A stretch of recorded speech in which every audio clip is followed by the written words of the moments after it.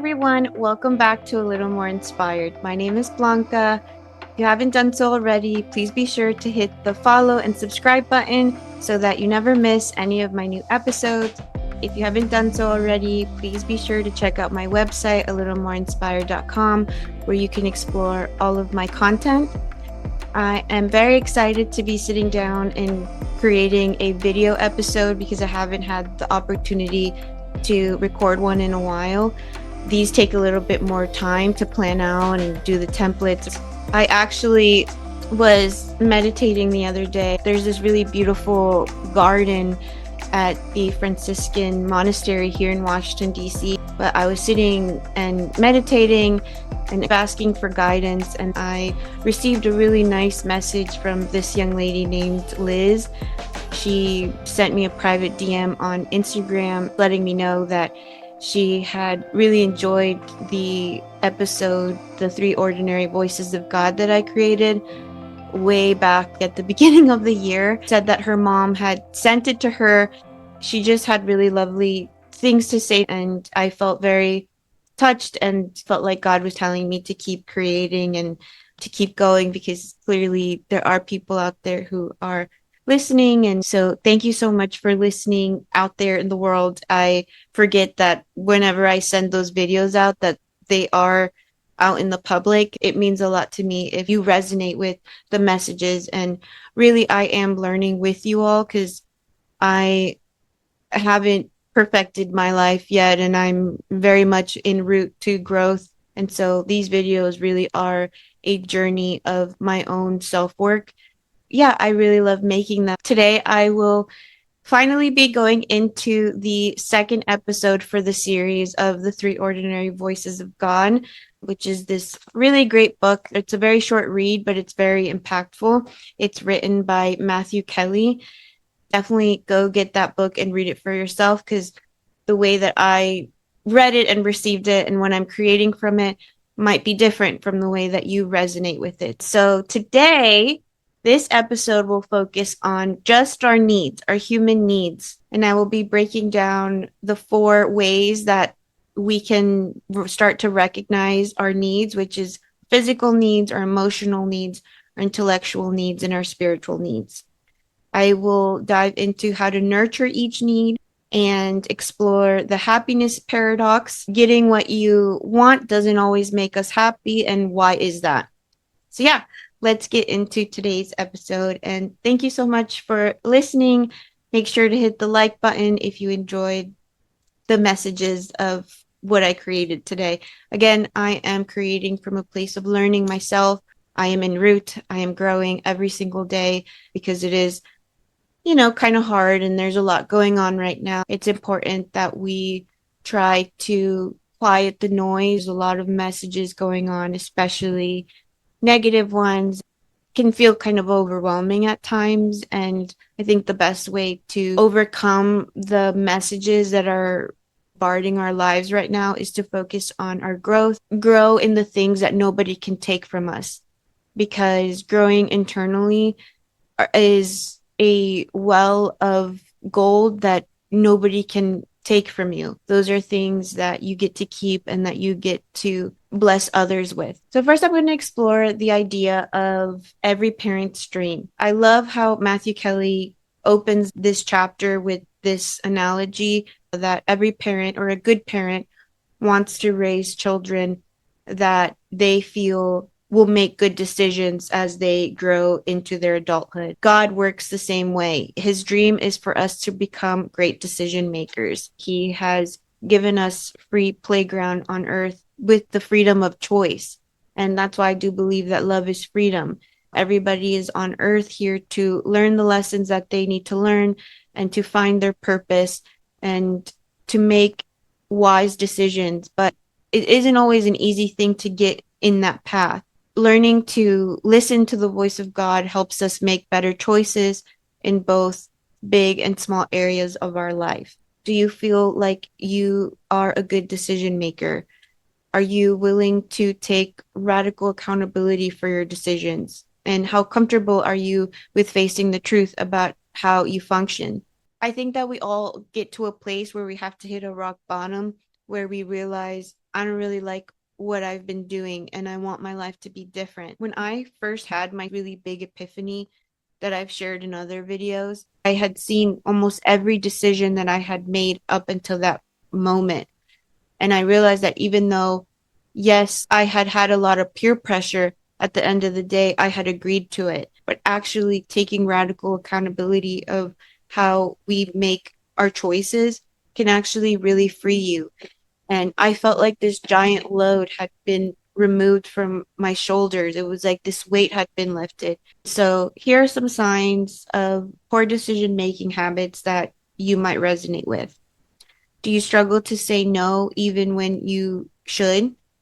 Saying yes to too many things that you end up regretting? Staying in situations, relationships because they're comfortable? So, if you resonate with these poor decision makings, you're not making them because you're stupid. I guess it's what we are conditioned. And since you're little, you're conditioned to want to people please. Because we don't live in the wisdom that we've learned, we tend to make decisions that don't always benefit our higher self. The danger of wandering from wisdom is when we've wandered from wisdom, we tend to sink into selfishness, fear of missing out, and people pleasing and a desire for external validation, which pulls us away from God's voice and into the noise of the world. I feel like that's what most of the world is right now, especially in this kind of culture that we live in, that the culture here breeds a lot of selfishness. It seeks to raise us to be distracted and to be constantly looking for external validation to feel good about ourselves. I'm currently reading about the Greek philosophers, and I have been learning about Socrates, and he says that you can take people out of slavery physically, but if you can manage to control their mind, they're living outside of their own wisdom, then you've created a mental slave. So I just wanted to clarify on Socrates' beliefs on mental slavery, and the writings through Plato's dialogue is the idea that people can live in mental slavery when they accept beliefs, customs, and truths without examining them. They think they are free because they can make choices, but those choices are shaped by untested assumptions, cultural conditioning, and ignorance. True freedom comes from self knowledge, questioning what you believe, why you believe it, and whether it's actually true. Socrates saw unexamined beliefs as a kind of bondage. You move through life ruled by ideas that aren't really yours. Without self examination, you are a prisoner of habits, cultural norms, and other people's thinking. Socrates famously claimed to know only that he knew nothing. This humility is the first step in breaking mental slavery because the greatest chains are the ones you don't know are there. So he warns us that the unexamined life is not worth living. And when we don't examine our beliefs, our values, and habits, we can live in a kind of mental slavery, changed by ideas we never questioned. God invites us to freedom, but that freedom requires awareness. Just like we care for our bodies and our emotions, we have to feed our minds truth and be willing to challenge the lies we've inherited from culture, even from our own upbringing. And so he basically says that the goal is to be a lover of wisdom, which is what philosophy means, is to love learning wisdom and to realize that the answers are really coming from within you. I think that when you're young, you think that you're going to be young forever. And one day life just snaps and you're in your 30s and you're like, how the heck did the time go by so fast? And now I'm trying to catch up and start making better decisions for my future. Sometimes you want to be on the fast lane for so long until you recognize that you haven't really made decisions that really are leading you to your purpose, which is what you're really here for. I wanted to share the story that Matthew Kelly shares about poor decision making. He has this story about Paul and Julie. Paul has been dating Julie for 3 years. Matthew asks Paul, so you're going 3 years with this girl. Do you see yourself marrying her? And Paul just casually admits, Yeah, she's great, but she's definitely not the one for me. Yet stayed with her because he liked her and it was comfortable. So I found this story about Paul and Julie really fascinating because I think a lot of us have been in experiences like that. Paul is making the decision to be with somebody that he's comfortable with, not somebody that he knows deep down is for him. The point is that sometimes we stay in these relationships when there could be somebody out there that is the person that God has for you. And I've had experiences where I can tell that people have used me or have tried to string me along. And you have to get to a place where your self worth is so strong, where you say, I'm not going to let anybody string me along because I matter and I know my value. And you also have to grow in your standards. You also want to find a man who also has standards, who isn't stringing along other women for their comfort or for their sexual needs just because they don't know how to be by themselves. So the lesson is saying yes to what's not for you means saying no to the opportunities, people, and blessings that are actually for you. Every time you stick with people and you stay in places that you know aren't meant for you close the door for the things that are actually meant to fulfill you and the things that God actually wants for you. God's vision on decision making. God wants your yes to be passionate and aligned with his will, becoming a decisive human being and becoming passionate about your yeses. And if it's not a full yes, then it's a no. And becoming intentional with our decisions. He wants your no to be confident, firm, and without guilt when you know something isn't right for you. Becoming a phenomenal decision maker is a part of spiritual maturity. Because we're constantly living in a society that is seeking constant validation from others. I think that something really shifted within me a couple years ago where I just realized I'm not here to be liked by everybody and performing for other people to think that I'm a good person. I still struggle with it. I'm a big people pleaser, and people pleasing is like a disease that is so painful to remove from your spirit. You have to realize that you're living for one audience, and that is you and God. You have to be truly proud of every decision that you've made. So, to be human is to have needs. They are not flaws or weaknesses, they're part of God's intentional design.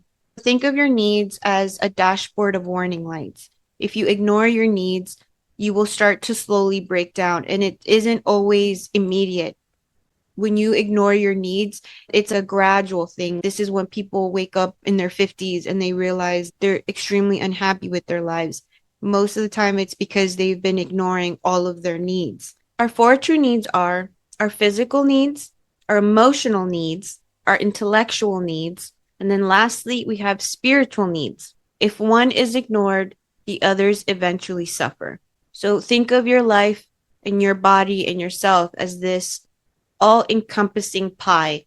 And if you are missing in one or the other of these things, then you will start to feel depleted. Real growth often happens in discomfort. Boundaries and recovery are needed, but permanent avoidance keeps us stuck. So if you are afraid of discomfort, then you're going to really struggle a lot in life and you're never going to live a life of true purpose because you're afraid of discomfort. And growth requires you to be uncomfortable because growth is uncomfortable. And if you avoid feeling discomfort, you think that you are avoiding suffering, but you're actually elongating it. And so you live in this low level of suffering because you're unwilling to move from the place that you're in. Number one, we'll be diving into our physical needs. So, what are our physical needs? In the most basic standard, physical needs are food, water, clothing, shelter, exercise, and rest. Neglecting these physical needs have immediate consequences. So why it spiritually matters? There is a verse in Corinthians 1 that says, "Your body is a temple of the Holy Spirit." Caring for your physical health is a form of worship and stewardship. The state of your body affects every other part of your life, your emotional, your intellectual, and your spiritual needs. And so, because you are a soul within this body that you have, it is important to take care of it. I think that maybe not always, like when I was younger, I was really hard on myself and what I looked like. It makes me really sad, just some of the self talk that I remember having about myself. And a lot of it is because of what we've been conditioned to believe about ourselves. But one day I realized this is the body that God gave me. So this reminds me of a poem that I wrote back in March 2021 when I was finally coming to peace with the love I needed to show my body and coming to full acceptance of her. This piece is called I Love My Body. I love my body. I love my skin. I love this vessel my soul is in. I'm not this body, but you are a part of me. For years I have been cruel to you, wishing you were different, perfect, or whatever that means. But you are mine. You protect me, move me, and support me. Dear body, I have been so cruel to you, shamed you, neglected you, compared you, but you are mine, mine through this life. So why do I fight loving you, accepting you? You are beautiful. You give me life. I'm learning to be kind to you. I might as well. You're with me for life. Our physical needs are important because this is the only body that we have. It is the place that is our home and where our minds rest. So finding ways to change the self-talk that keeps us in a place of self-hate is important to work on so that we can find joy in taking care of it and not always feeling like you have to take care of it because you have to achieve a certain look. You were made perfect just the way you are, and God made you perfect just the way you are. He makes no mistakes. Just because the world doesn't appreciate it doesn't mean we have to agree with them. So how does God speak through our physical needs? Our physical needs are the basic needs that He gave us when we were born, when we were created as human beings. Your body will constantly send you messages that it is being neglected or that it is being overworked. So it'll show up through fatigue, which usually is a sign to slow down. Another one is illness, can be a reminder to take care of yourself and set healthier boundaries with the world, with the people around you, forcing rest when we won't choose it for ourselves. A few ways that our body also speaks through us is through aches, tensions, or headaches. These are signals that stress, worry, or overcommitment may be stealing your peace. God may be inviting you to bring your burdens to Him. Neglecting physical needs lowers your energy for emotional, intellectual, and spiritual life. So if you neglect your physical needs, you won't be able to sustain the other needs that you need. So modern ways that we trap ourselves is we overwork, we're constantly stressed because a lot of people live to work. My mom is kind of like that. She worked for a really long time. She's a really hard worker. And now that she's older, her body has made her stop. A lot of people are moving their bodies constantly, not necessarily because they feel good about doing it, but it's a way to just distract themselves. I don't mean to be preachy in any of my videos. We are on this journey together. Basically, what Kelly's point is in this chapter is that neglecting your physical needs doesn't just affect your health. It drains your joy, it blurs your focus, and limits how fully you can serve God and serve others. For example, wearing overwork and exhaustion like a badge of honor. You don't gain anything from exhausting yourself and overgiving.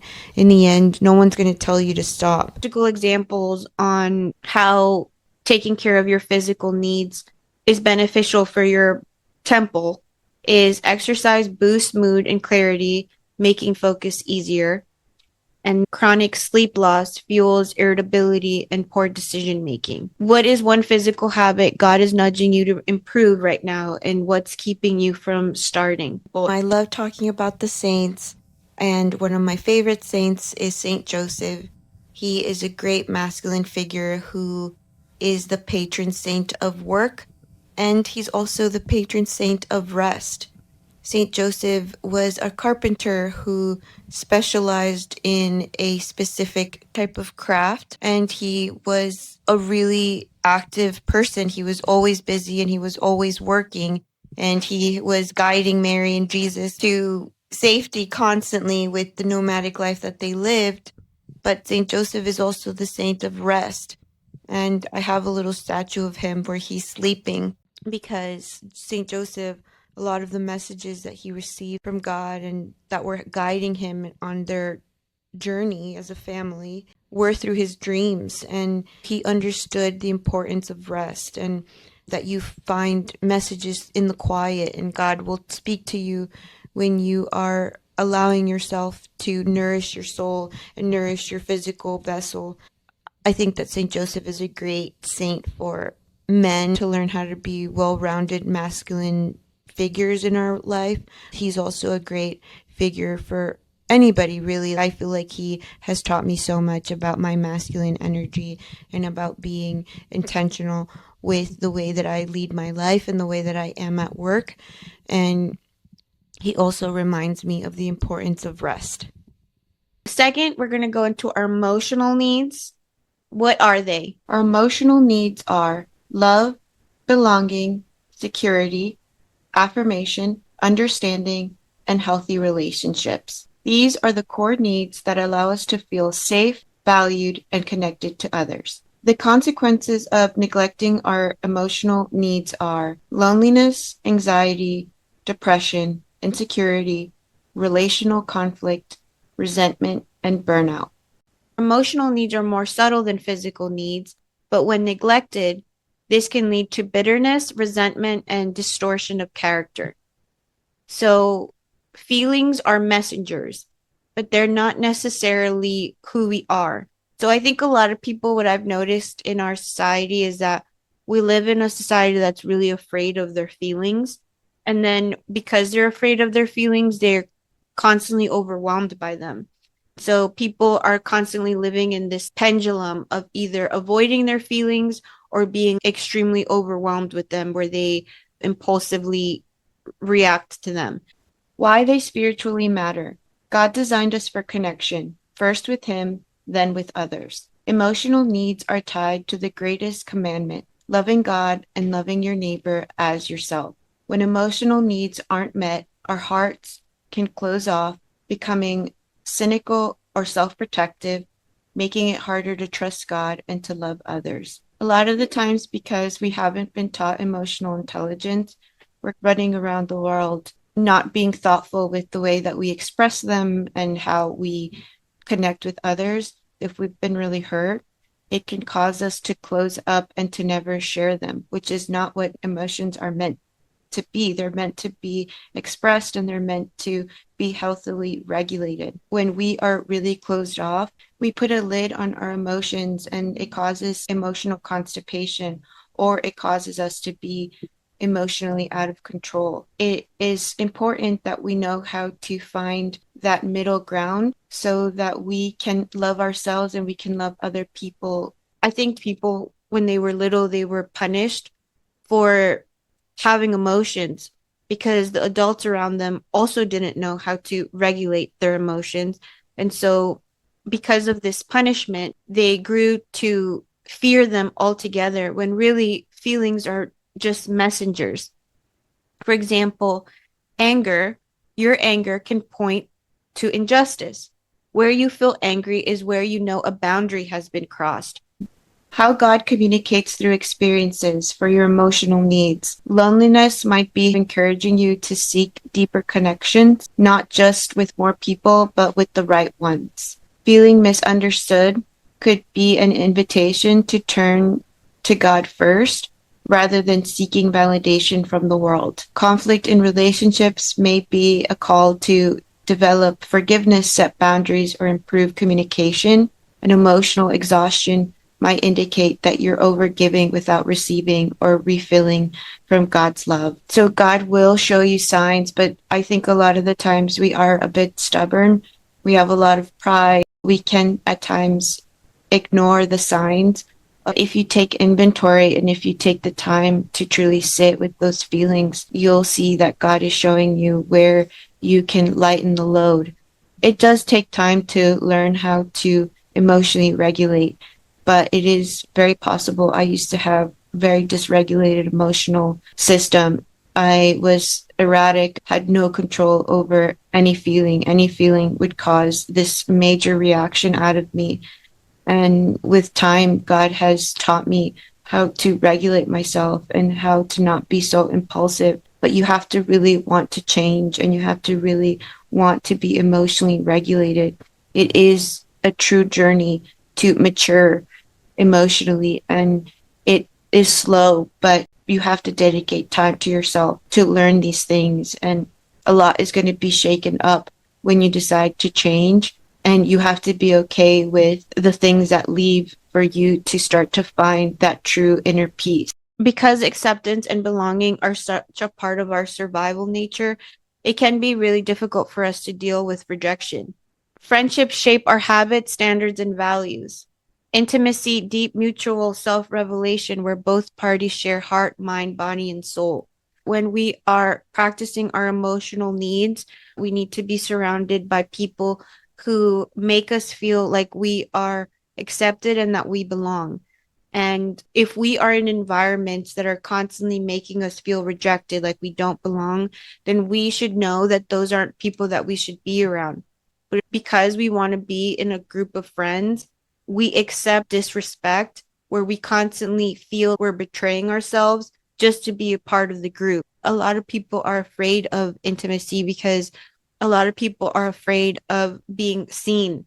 They feel like if you see who they truly are, that you're not going to like them and that you're not going to love them for them because maybe they come from a history where their true self has been rejected, or a culture that is really stuck in the shoulds. A lot of the times you'll find people are pretending to be someone that they're not. And so you're not experiencing true intimacy. You're more performing and you're living in this performance of connection that isn't actually true or genuine. So, what is Kelly's main points on emotional needs is that when emotional needs go unmet, we might turn to unhealthy coping mechanisms like overworking, toxic relationships, endless scrolling, or numbing through entertainment. Addressing these needs in a healthy way enhances your ability to experience joy, generosity, and a deeper connection with God. The modern traps are confusing wants with emotional needs, like thinking constant praise, approval from strangers, or romantic drama are essential for happiness. A lot of people get really addicted to the highs and lows. If you only feel good when people are telling you that you're amazing and that you're great and you're getting lots of compliments, then you're constantly going to feel empty and you're constantly going to be searching for that kind of validation. You use shallow connections, social media likes, casual flattery instead of real vulnerable relationships that require you to be genuinely intimate and authentic, avoiding emotional needs entirely by staying busy so you don't have to feel or deal with your pain. I've met lots of people who are always avoiding and they're always running away from genuine connection because they don't want to deal with their feelings. We tend to label things very aggressively. We think emotions are bad and these kinds of emotions are good. And it's really not that they're good or bad. They're just an energy that is moving through your body that are constantly signaling to you you're in the right direction, you're in the wrong direction. You need to face this truth. Once you realize that they're not as scary as you think they are, then you will be not so afraid to face them. And you'll also have more discernment. You gain clarity who the people that are safe for you to truly share these emotions with. Sometimes in our society, we really put a lot of emphasis on popularity and having lots of friends. And you do want to have good friends, but you want those friendships that truly matter and not the ones that you think you can gain something out of, because being surrounded by a lot of people doesn't necessarily mean experiencing true nourishment with those people.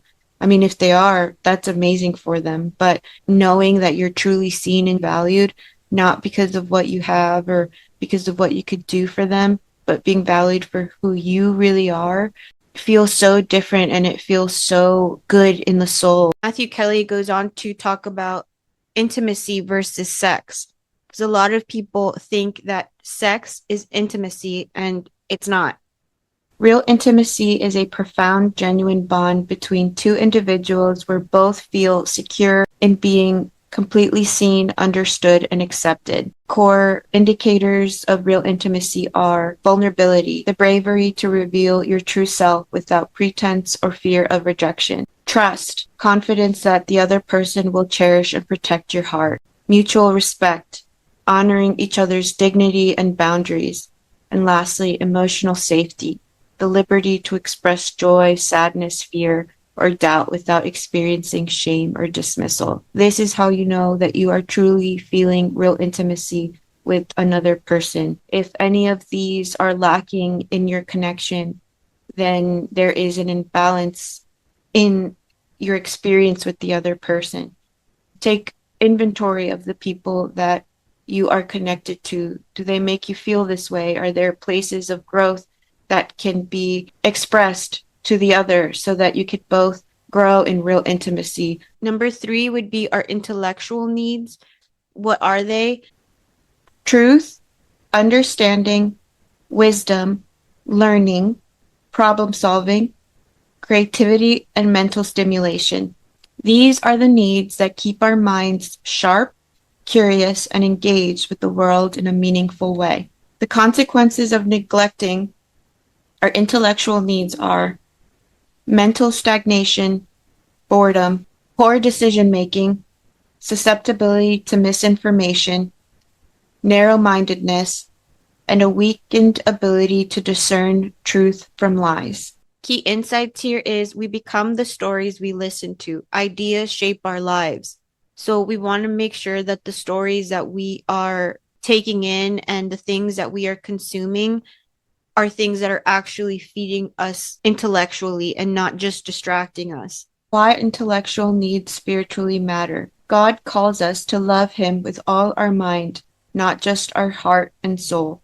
A healthy intellectual life helps us understand Scripture, recognizing truth through discernment and sharpening our values. It refines our entire personality.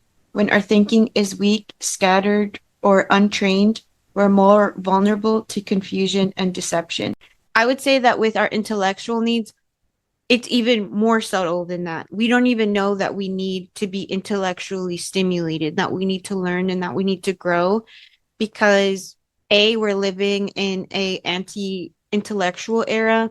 When you are somebody who doesn't prioritize learning, you set yourself up to be manipulated because you don't know anything.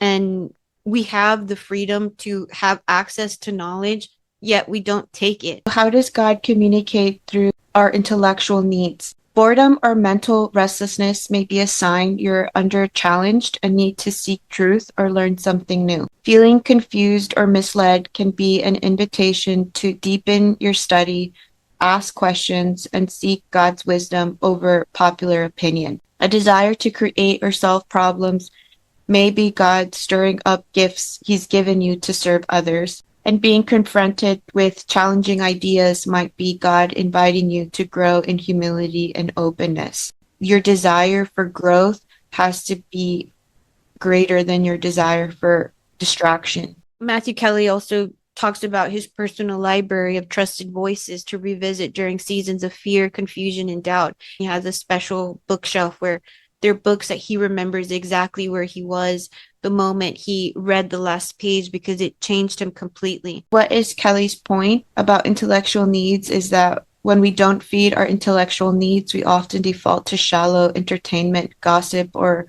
uncritical acceptance of whatever we hear. Meeting these needs through thoughtful learning builds discernment, strengthens faith, and equips us to navigate life with clarity. So some of the modern traps are mistaking endless information, like scrolling news feeds, trivia for true wisdom, living in an echo chamber, only listening to voices that confirm what we already believe. Lastly, overvaluing being right over seeking truth. There is so much information that we have access to, but that doesn't mean that all the information that we have access to is actually good information. It can be really easy to get lost in information that only confirms what we believe.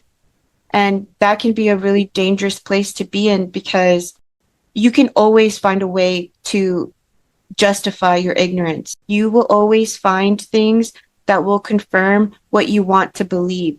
But what you have to fall in love with is searching for truth. There's this chapter in the book of my life by St. Teresa of Avila where she says that every time that she is reading spiritual information, she always prays to God to be able to see the truth in it and not what she wants to hear, because they say that the devil will get you through your virtue. So in your desire to be good, he will get you through your pride because you're not open and you don't have the humility to know that you don't know everything or that you just might be misinformed. That the goal to learn isn't to be right about everything. Everybody wants to feel they're the smartest, they're the this, they're the most informed.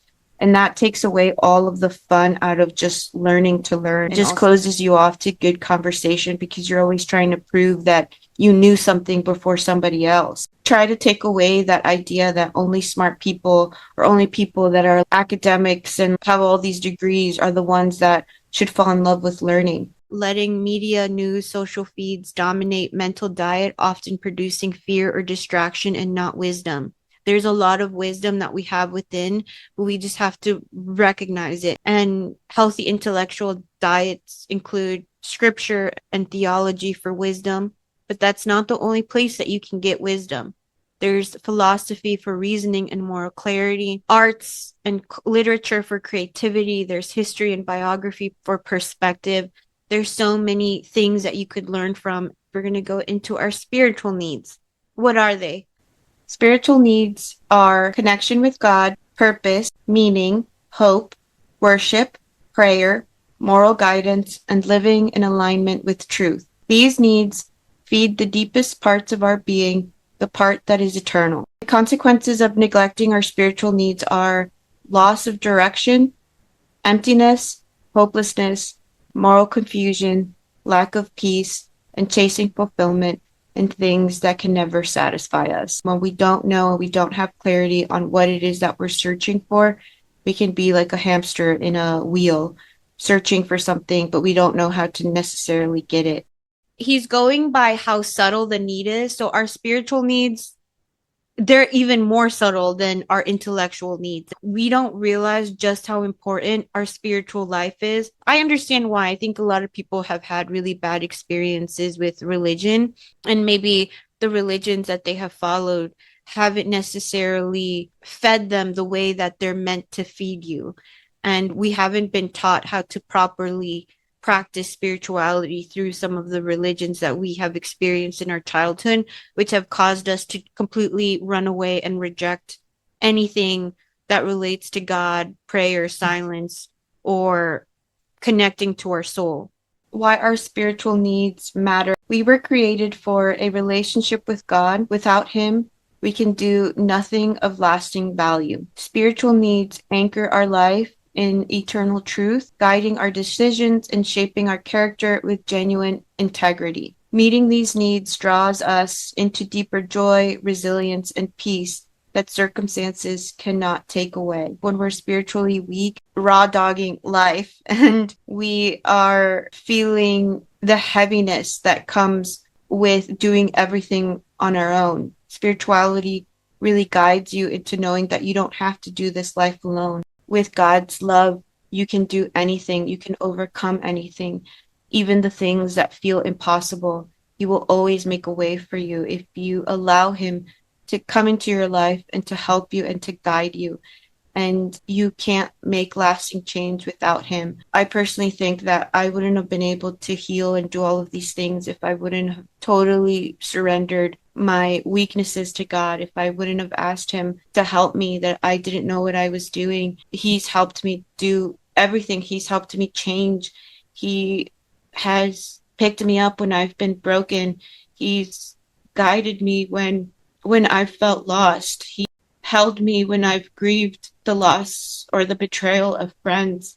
And without my spirituality, I would have given up on life a long time ago. I hope that if you feel lost right now and you don't know what to do with the direction to take your life in, I hope that you can find that well of gold that is waiting for you to surrender your life to, and to ask for help and to ask for guidance. And my spirituality has grown In my isolation, God has guided me to save myself and to be my own best friend and to reparent myself. It gives you seasons where He takes you away from everyone so that you can work on yourself and be productive in that isolation, not so that you sit in that victim mentality, ruminating about what life should be, realizing that this is the life that you were given and this is the one that you have, and making the best out of it is how we move out of our depressions and our anxieties, accepting our life fully and changing the things that we can slowly but surely. The things that are truly spiritually driven add a real solid foundation to your life. Take time. They are slow and steady. But a lot of the times we're looking for easy fixes, asking God to help you, to give you the strength to do the things that you feel afraid to do, to give you the strength to change the things that you can and the wisdom to accept the things you can't. Not searching for a connection with God to experience only joy and happiness. Yes, joy and happiness do come, but bad stuff comes too because life of a human being has ups and downs and it has its seasons of summers and winters. And God isn't here to just reward you with good things. He's here just to help you through everything that comes in your life and helping you find the things that you can change through your own decision making. So, silence. Make room for God's voice over the world's noise. Even short daily moments can reset your spirit. I don't think that we're taught the value of silence. So it makes you think, why is there such a fear of being in our own thoughts? Because we don't like what's up there. We don't want to hear it. But God speaks to you in the silence. A world that is constantly distracted doesn't leave room for their inner voice, for their inner truth. So setting aside time to just sit in meditation. I personally do meditate. I learned how to meditate a couple years ago. Growing up, we always prayed the rosary, and the rosary is a meditation. And so now I meditate with the rosary as well, and I love it. It fills me up with so much energy. And so little things like that, I take the time to set aside for me to sit with myself and in deep silence and thought. When I first started meditating, I really struggled with sitting down by myself and just sitting in silence. And so I had to go somewhere that was designated for silence for me to actually sit in silence. For example, I used to go to this Buddhist temple in California. I went there for a year almost every day after work and would go to their 7:30 guided meditation because that was the only way that I could genuinely sit with myself. But sitting with yourself and expanding that time starts to teach your body how to regulate its nervous system. So one of the places that I go to now, I am Catholic, so I go to adoration and I go and sit and just meditate and do all of my prayers. Every time I have a day off, I dedicate a few hours there and just sitting and praying and sitting in the silence. There's something really beautiful and peaceful of going to places that are just for an adoration type of experience. So if you can't sit at home by yourself yet in silence, I recommend finding sanctuaries that are intended for people to go sit and talk to God. Growing up, we were part of this Marian group called Schoenstatt. They have one in different cities. The last one I went to was in Austin, and they have a few in Wisconsin. They're all over the world. It is a worldwide movement that started in Germany, but they are sanctuaries that you can go and pray. And there's an altar with Mary and Jesus and really peaceful vibes. I recommend finding one if there's one near your city. Just a really great place to go sit in silence. And as you grow and you start to feel how that silence feels, you'll start to crave it. So, how does God communicate through experiences? Restlessness in your soul may be his way of saying, come spend time with me. A longing for meaning may be an invitation to discover your unique role in his plan. When you feel a deep inner discomfort or a tug on your conscience, it may be God gently showing you where your life is out of alignment with his best for you. A season of silence and isolation may be God growing your faith to trust Him beyond your wants. If you're searching for spirituality because you only want to receive rewards in your life, then you're constantly going to blame God whenever things don't go the way you want. Sometimes God's path leads us in directions that aren't necessarily what we want or aren't necessarily always sunshine and rainbows. You're here having a human experience, and that comes with ups and downs. God is here to hold your hand through every experience, not just to reward you. Sometimes I feel like people are, well, if God exists, then why are these bad things happening to people? That's because of our humanity and the way that human beings are and all the people that you are going to encounter in this world. There's this episode that I created that you guys should check out about St. Thomas Aquinas, Beware of the False, where he says that we meet three kinds of people in this world. You meet the wolves who are here to steal your light. They have no real reason as to why they are mean and selfish. They just live their lives trying to snap you out of your light. There's the harlots who are here to use you and aren't necessarily bad people, but because they're always trying to get something out of people, they lead a life that can cause a lot of harm to others. And then there's the shepherds who are here to guide you to a better life, to encourage you to grow and to support your journey.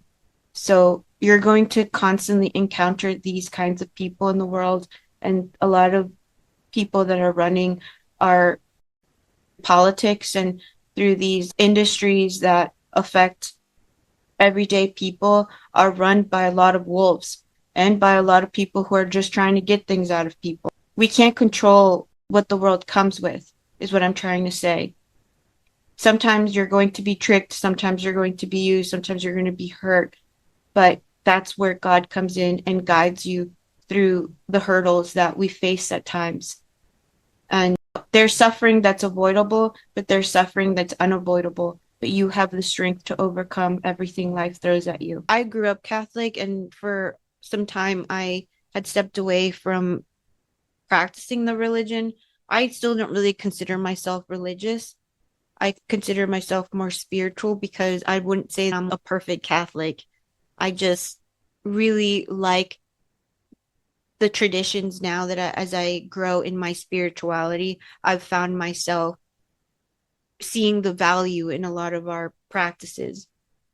Even though I was really active as a kid and in my teenage years, I don't think that I truly understood the importance of everything that I was doing. There wasn't any meaning to it yet. I hadn't taken the time to learn it myself. So when my grandmother passed away, I started praying the rosary as a way to connect to her.